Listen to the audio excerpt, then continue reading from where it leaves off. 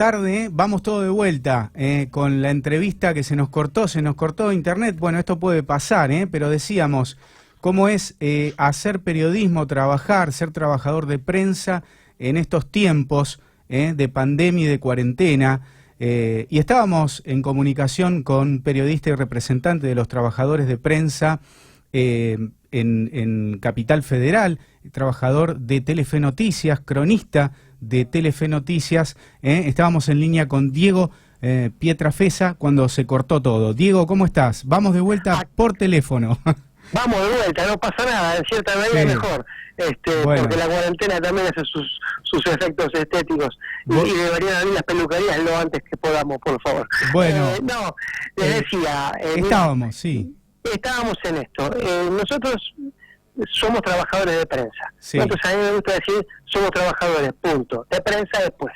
En tanto trabajadores, no tenemos mayores riesgos ni menores riesgos que cualquier trabajador.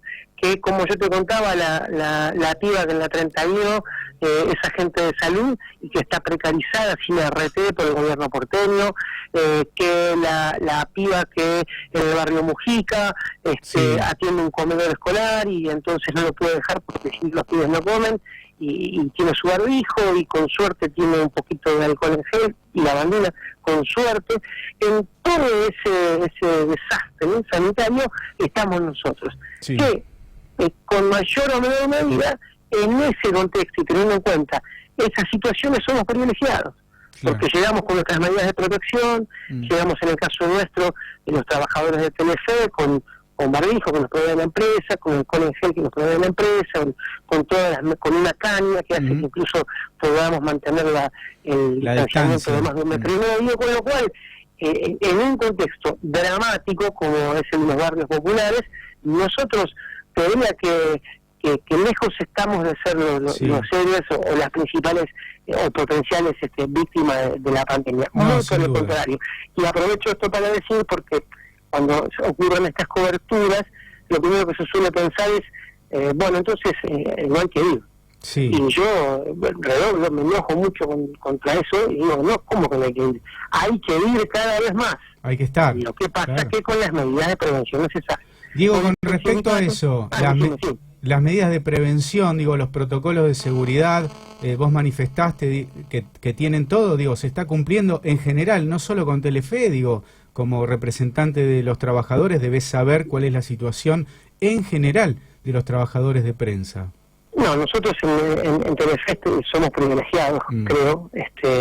También Canal 13 suele tener bien equipados a sus trabajadores y la TV pública, el resto, bueno, tiene oscilaciones, digamos, y hay que hablar de la prensa escrita. La verdad que la situación es bastante dispar y a propósito de eso es que nosotros como sindicato, como CIPREA, sacamos el lunes en realidad un documento para todas las empresas periodísticas en donde recordamos que las medidas de cuidado mínimas, estamos hablando de lo mínimo, es un barbijo, es alcohol en gel o algo que permite lavarse las manos y tener elementos de distancia de más de 1,5 metros, y además exhortamos a las empresas a reducir el tiempo de exposición en los lugares potencialmente peligrosos, ¿no? El teletrabajo, ¿no? Lo que se conoce como teletrabajo, aquel que puede con una computadora resolverlo, lo hace desde su casa.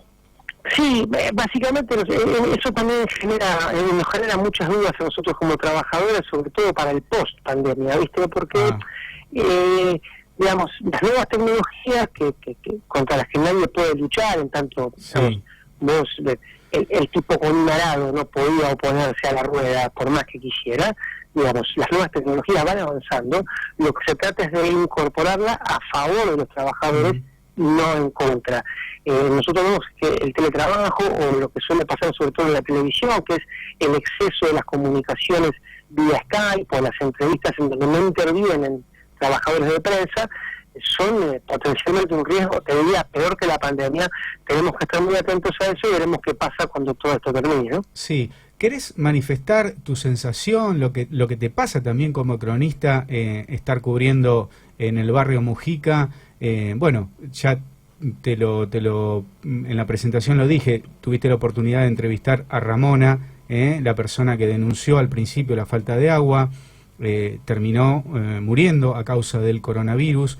Digo, ¿qué te pasa a vos también como cronista, ¿no? Estar ahí casi a diario y tener que dar estas noticias. Bueno, uno no se puede sustraer de lo anímico, de los pocos o muchos vínculos que uno sostiene con los entrevistados y en el lugar donde uno trabaja, el lugar geográfico donde uno va a hacer una cobertura. En el caso de Ramona, paradójicamente, ella al ser miembro de la Garganta Poderosa, digamos, tenía una fuerte presencia en el barrio, era, digamos, una persona muy referente, ¿no? Organizaba a esa parte del barrio que era más afectada por la falta de agua. Nosotros, por cuestiones coyunturales, estuvimos casi 1 hora y cuarto con ella, y bueno, que yo para una cobertura es bastante largo eso, y da tiempo suficiente para saber y conocer. Y lo que pasa es esto que te decía también al principio, el deber de los trabajadores de prensa es, como decía nuestro secretario general del sindicato, Osvaldo Bayer, es trabajar a favor del pueblo, ¿no? Y entre el pueblo hablamos de los que más sufren, los que más necesitan. Entonces, en cierta medida, cuando uno cubre esas notas, siente que el trabajo periodístico está bien hecho, y que estamos donde tenemos que estar. Es como una satisfacción, más allá de las tragedias a veces que hay que anunciar, como estos casos, pero la satisfacción personal de haber hecho lo que tenías que hacer. Pero lo tenemos ahí en línea, no, en realidad vía WhatsApp. Estamos usando todas las vías posibles. Vamos. Adrián González, que participa del programa y que está desde su casa, también nos resguardamos, y te quiere hacer una pregunta, pero en este momento, a ver, pará. Se está reconectando, a ver. Está muy bien. Bueno, pasan todas hoy, Te digo, hasta hoy que retomamos el programa no había pasado nada. Hoy pasan todas. Bueno, Diego, te hago yo la pregunta que tenía Adrián por ahí guardada, que tiene que ver con esto que se dio a conocer con los trabajadores de prensa de el Grupo Clarín, que decidió pagar mitad de sueldo, digo, en este contexto y atendiendo que es una empresa que tiene recursos. Esta era la pregunta que tenía planteada Adrián. Ahora si se reconecta, bueno, pero ¿qué podés decir con respecto a eso también? ¿Qué les pasa? Lo primero que tengo que decir es que la empresa donde yo trabajo, Telefe, también se recibe ese beneficio, así que mi sueldo también fue pagado en abril, y yo estoy seguro que en mayo con dinero del Estado. Bueno, yo en líneas generales lo que pienso es que a mí me gustaría un país en donde el dinero del Estado fuera a necesidades, digamos, más primarias, ¿no? Sobre todo cuando el dinero del Estado no sobra. Dicho esto, son noticias que, sobre todo en el caso de Clarín, una de sus empresas, Cablevisión, ha tenido ganancias, la mayor ganancia en su historia. Digamos, suena muy antipático, teniendo en cuenta además que Clarín viene el año pasado de desmantelar su redacción con casi 70 despidos, y que la mitad de los redactores del diario Clarín cobran sueldos por debajo de la línea de la pobreza. Increíble. Entonces, evidentemente, el argumento del perjuicio económico es muy difícil creerlo. También es cierto, porque hay que decirlo, que la AFIP obliga a las empresas a que presenten sus balances, y si las empresas demuestran que cayó un tanto por ciento su facturación o sus ingresos, pueden recibir este beneficio. Ahí ya desde lo legal uno, digamos, no tiene mucho que objetar. Nosotros, como sindicato de prensa, lo que soñamos es que tanto el tema de los beneficios estatales, sobre todo el tema de la pauta oficial, tenga una regulación que le impida cobrarla a empresas que no cumplen con la ley y empresas que despiden compañeros, porque entonces finalmente el Estado beneficia o subsidia despidos. Entonces, claro. Ese es un reclamo muy firme que tenemos nosotros como sindicato, como organización de trabajadores. Bueno, viste que pedimos a los gobiernos, a cualquiera, digamos, hasta que alguien le ponga en cadena de gato, que el tema de los beneficios y el tema de, sobre todo, la pauta oficial, no curiosamente el Grupo Clarín es el que más pauta viene recibiendo de tiempos inmemoriales, claro, que el Estado regule ahí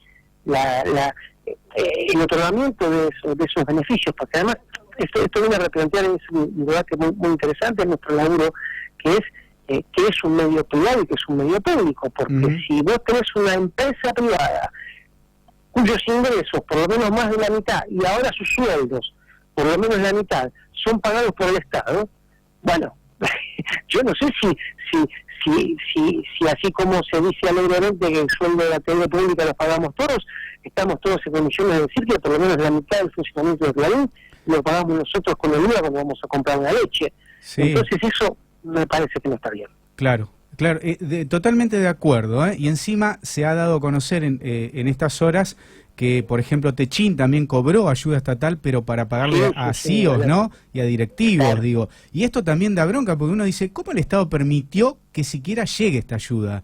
Y ahora, bueno, saca un decreto para limitar cuestiones como utilizar el dólar contado con líquido o repartir dividendos o estas cuestiones. Digo, parece un poquito contradictorio este tema, ¿no? Pero sí, nosotros como trabajadores jamás nos vamos a negar a la intervención del Estado, jamás. Claro. No está en nuestro ADN, pero sí tenemos que exigir al Estado que optimice sus controles y sus criterios para realmente que esa ayuda esté destinada al que más lo necesita. Claro. Bueno, ahí Diego lo tenemos, Adrián, logramos tenerlo, pero Adrián, te cuento, si nos está escuchando, te cuento que ya le hice la pregunta porque la pregunta sobre el Grupo Clarín y el pago de sueldo, digo, ya se la hice, así que vas a tener que replantear tu pregunta. Bien, ¿qué tal, Diego? Muy buenas tardes. Hola, Adrián, ¿cómo va? Buenas tardes. Preguntas, el día que no haya nos dedicamos a otra cosa, ¿o no, Diego? Cierto, coincido.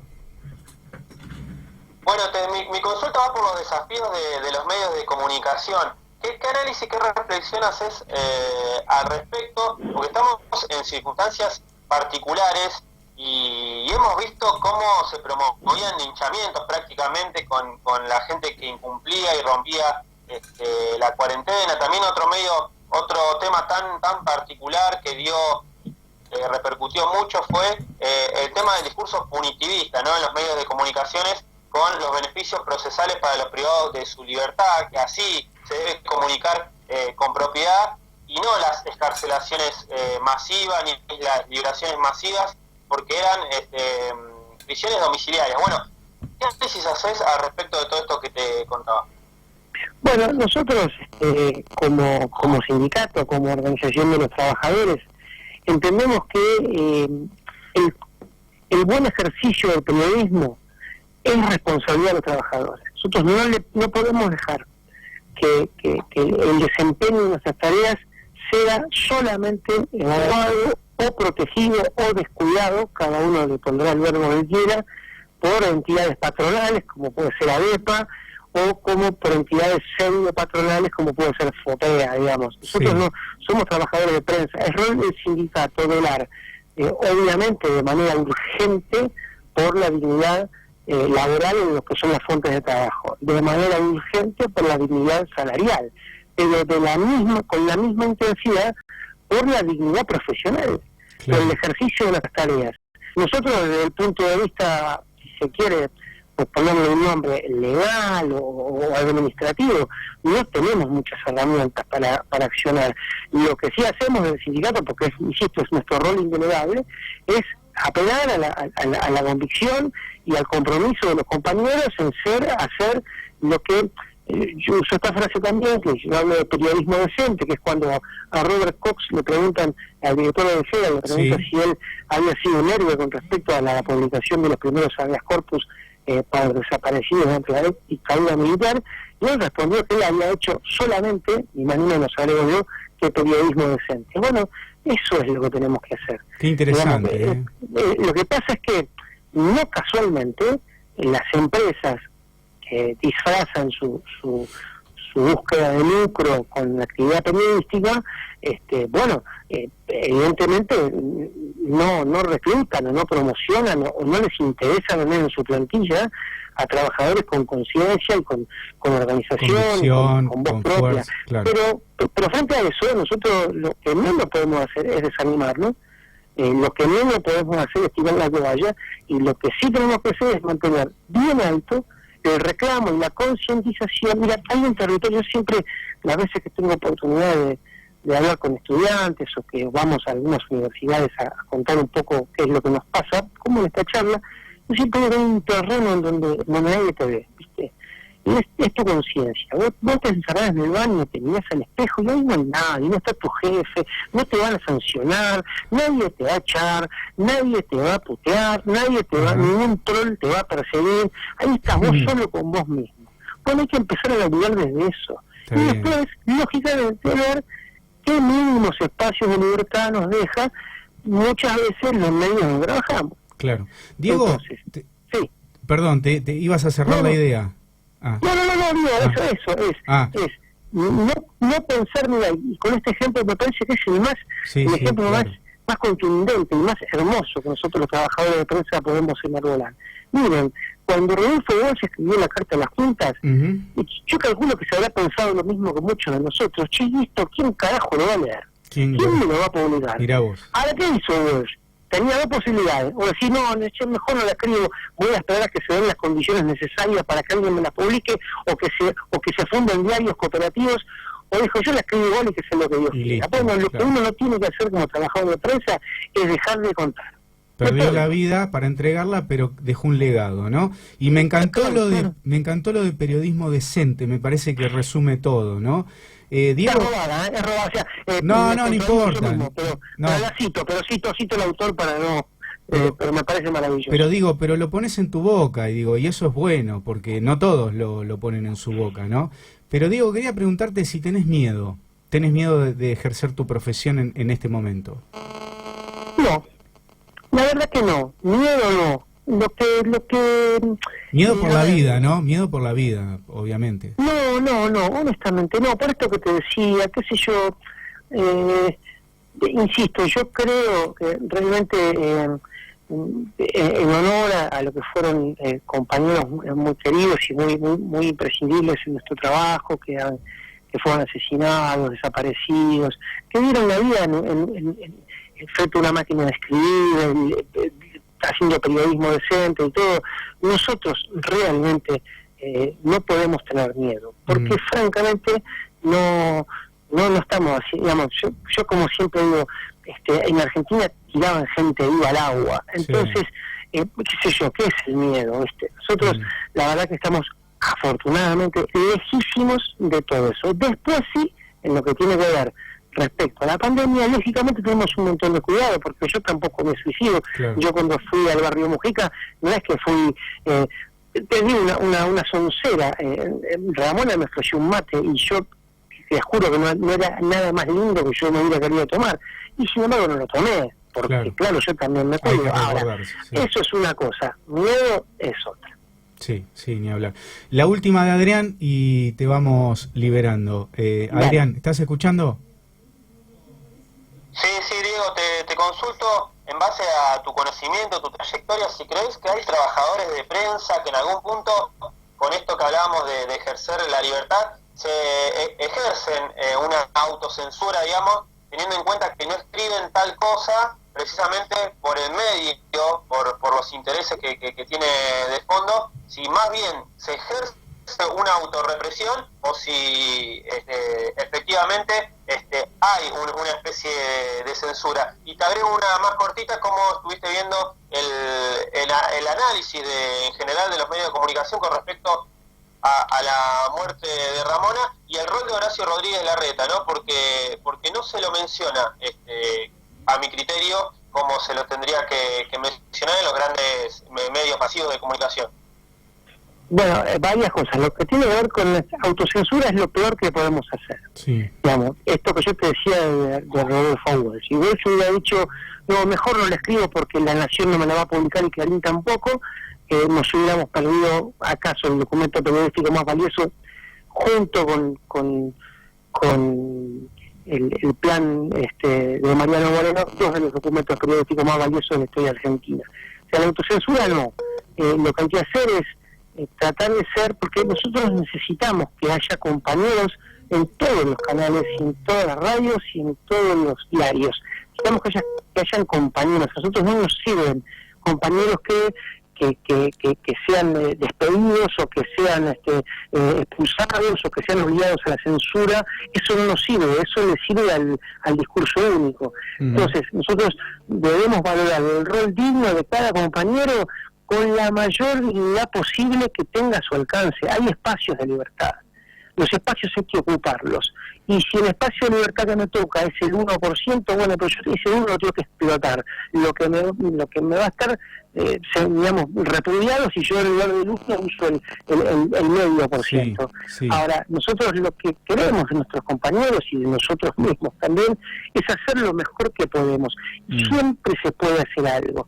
Siempre hay una palabra que vos podés decir, siempre hay una línea que vos podés escribir, capaz de dejar una semillita que crezca después en la conciencia de la gente. Siempre se puede hacer. Lo peor es no hacerlo. Eso está claro, porque no hacer nada, digamos, facilita el statu quo, y ya sabemos que el statu quo es un tesoro de los más poderosos a lo largo de la humanidad. Y respecto a la cobertura del caso de Ramona, no escapa a ciertas coberturas que... Es una frase como decía un obispo brasileño, Elder Cámara, que decía: si les doy de comer me dicen santo, y si le pregunto por qué tienen hambre me dicen comunista, ¿no? No escapa esta cosa, un periodismo de anécdota, ¿viste? Un periodismo que no pregunta cómo, cuándo, cómo, por qué. Detrás de esta cosa que a veces nosotros, de buena o mala fe, cada uno podrá decidir cómo decimos que contamos historias, está, digamos, una historia sola es literatura y a veces es bastante mala. Para que sea periodismo tiene que tener contexto, tiene que tener datos, tiene que tener archivo, tiene que tener nombre y apellido, tiene que tener responsable. Si vos simplemente vas a ver a Ramón y decís: pobre Ramona, che, qué niña buena, la puta que lo parió, cómo se murió, eso con suerte puede ser una buena literatura. Con suerte tenés que ser muy buena para eso. Sí. No es para cualquiera tampoco. Pero eso no es periodismo. Diego, lo mismo es quién era, por qué estaba ahí y qué reclamaba y quién es el responsable. Diego, te agradecemos muchísimo. Queríamos reflejar un poquito lo que significa hacer periodismo en este momento de cuarentena y pandemia inédito, ¿no? Jamás visto en la historia, por lo menos en nuestra historia reciente. Así que, bueno, te agradecemos y me quedo con algo que pasó por ahí, así, lo tiraste así y para mí dije, esto es un masazo. Hablaste de pseudo patronales y mencionaste a Fopea. Bueno, es sencillo, mira, vos tenés que fijarte en los documentos de Fopea. Sí. Mira, nosotros... Estoy de acuerdo, coincido con vos. 4.500, bueno, pero es que las cosas hay que llamarlas por su nombre. Sí, está bien, pero está muy bien. Hay muchos compañeros que yo individualmente aprecio, pero ¿sabés qué pasa? Si vos estás en un trabajo en donde te perdés 4.500 puestos de trabajo... Y no pasan, no dicen nada... Claro. En las empresas que vos mismo trabajás no se cumplen las leyes que vos le exigís que cumpla a otro. Por ejemplo, a este doctor Murgargule, no sé cómo se llama, todos le exigimos que cumpla la ley. Pero en tu empresa el tipo que te maquilla, el tipo que te filma, el tipo que te ata los zapatos está tercerizado. No, viejo, así no. Claro. Entonces, yo, digamos, yo no tengo nada, por mí que hagan lo que quieran, digamos. A muchos de ellos ni siquiera los considero periodistas, que esa es otra discusión también, ¿no? Cuando se habla de periodismo. Pero bueno, dicho esto, tampoco nos podemos quedar callados nosotros y no reclamarle a la gente que puede hablar, porque nosotros somos cuatro de copa, quiero decir en términos mediáticos. Viejo, Jorge Lanata, vos no podés no saber que el tipo que te maquilla está tercerizado y cobra por debajo de la pobreza. Vos no podés saber, digamos, Fernández Díaz, vos no podés saber que en La Nación están de paro y quitaron firma. A vos no te llama la atención cuando dice el diario falta el 90% de la firma. ¿Vos qué te pensás? ¿Que hay un error? Bueno, que se hagan los giles con eso, realmente es imperdonable. Y nosotros, qué sé yo nunca tendré el dinero de la nata, ni tendré un sueldo como el de Fernández Díaz, pero yo no me gusta hacerme los giles, sobre todo con compañeros que se quedan sin trabajo. Sobre todo en nombre del periodismo, ¿no? Porque después en nombre de los negocios lo podemos discutir, pero en nombre del periodismo no, y no en mi nombre. Sin duda, Diego, la verdad ha sido un gusto enorme y un lujo que nos hemos dado aquí, compartirte en esta entrevista Y la verdad me quedé con ganas de seguir hablando, porque el tema prensa, en otro momento lo vamos a hacer. Así que te agradecemos muchísimo, y bueno, hasta otro momento, Diego. El agradecido soy yo, gracias por el espacio también. Recuerden, organizarse sindicalmente es un derecho de la Constitución. No somos no somos el Juco, no somos claro. Walking Dead. Es nuestro derecho, el derecho a reclamar está amparado por la Constitución, y está aprobado, no hay Dios que te corra de ahí, que de a poquitos nos comen y a muchos nos defendemos mejor. Así que ojalá también sirva todo este tiempo para reforzar la participación sindical, el sindicalismo decente por parte de los responsables de la conducción, pero el sindicalismo horizontal, democrático, participativo por parte de todos los trabajadores, porque a lo mejor no es la manera ideal, pero estoy convencido que no hay mejor manera de defendernos cuando la cosa viene brava. Diego Pietrafesa, periodista y miembro de CIPREVA, pasó aquí por Te la Debo. Chau, Diego, hasta otro momento. Buenas tardes.